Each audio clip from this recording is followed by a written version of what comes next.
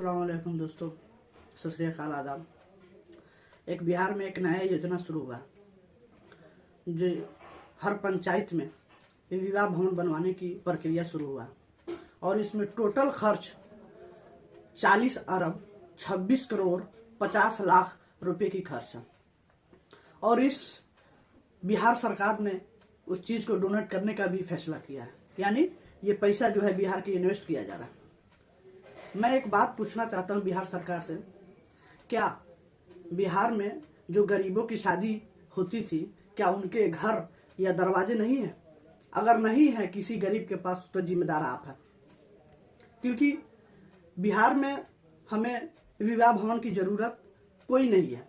जिस तरह हम लोगों का दरवाजे पे शादी होती थी, मैं उसी में खुश हूँ, यानी बिहार उसी में खुश है। विवाह भवन की यहाँ पे कोई जरूरत नहीं है। अगर जरूरी है तो यहाँ की चीनी मिल जो बंद है उसको खोलने की जरूरी है। सदियों से चीनी मिल यहाँ की बंद है, लेकिन उस पर सरकार ध्यान नहीं दे रही है। अगर और चीज कोई अगर जरूरी है तो यहाँ पे एक फ्लाई ओवर की जरूरी है, एयरपोर्ट की जरूरी है। यहाँ पे जो है हम लोग आके पटना में उतरते हैं, लेकिन फिर वहां से 5,000 4,000 के किराया लगाकर हम लोग घर पे पहुंचते हैं। बिहार में इस चीज को ओपन करने की जरूरी है, लेकिन बिहार सरकार को ये नहीं चाहिए, विवाह भवन चाहिए। मैं सरकार से ये पूछना चाहता हूँ, क्या नीतीश कुमार जी गरीबों की शादी नहीं होती थी? इतने सालों से, इतने अरसों से आप सत्ते पे हैं, आपको आज ही याद आया कि विवाह भवन जरूरी है? हम लोगों को दरवाजे पे जो है कि जिस तरह शादी का रस्म होता है उसी से रहेगा। विवाह भवन की यहाँ पे कोई जरूरी नहीं है। अगर किसी के घर या दरवाजा नहीं है तो आपका जिम्मेदार ये है। और इस बार ये जो है कि चुनावी रणनीतार 5 महीने और बाकी है बिहार की, और ये जो विवाह भवन की प्रक्रिया लाया गया है, ये इलेक्शन जीतने के लिए लाया गया है।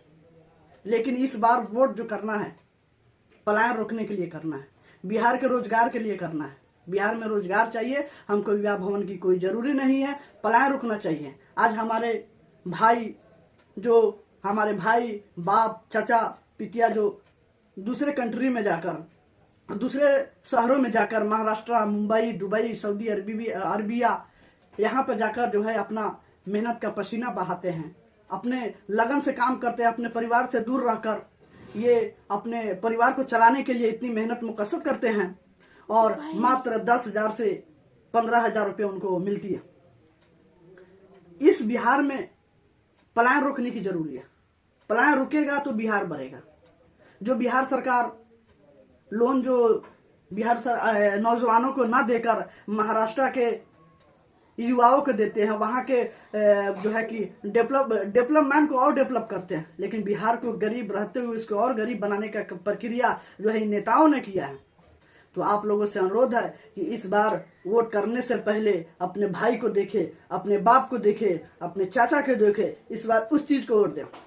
पलायन रुकना चाहिए, अपने बिहार में फैक्ट्री खुलना चाहिए। और पहली बात कि जो है यहाँ पे एक एयरपोर्ट की जरूरी है। बिहार में यहाँ पे एयरपोर्ट की जरूरी है, और बिहार में ही हमको रोजगार चाहिए, चाहे 10,000 हो, चाहे 5,000 हो, या चाहे 20,000 का, हमें बिहार में ही रोजगार चाहिए। हमें अपनों के साथ रहकर रोजगार करना है। ये नहीं कि हम 15 साल 10 साल 3 साल 2 साल जो है बाहर में रहकर अपने परिवार अपने फैमिली से दूर रहकर इतनी मेहनत करते हैं, उसका सिला जो है बिहार सरकार को फायदा मिलती है, पर गरीबों का फायदा कुछ नहीं होता है। और अगर ये पलायन रुकी जा सकती है तो सिर्फ गरीबों के लिए नहीं, अमीरों के लिए भी फायदा है। अमीरों के बच्चे भी जो है बिहार स्टेट से बाहर निकलकर दूसरे स्टेट में काम करते हैं, वो अपने फैमिली को, अपने परिवार को छोड़कर काम करते हैं, तो ये फायदा जो है उनको भी है। तो आप लोगों से अनुरोध है कि इस बार वोट सही सोच, सही समूह के ऊपर दीजिए। जय हिंद, जय भारत।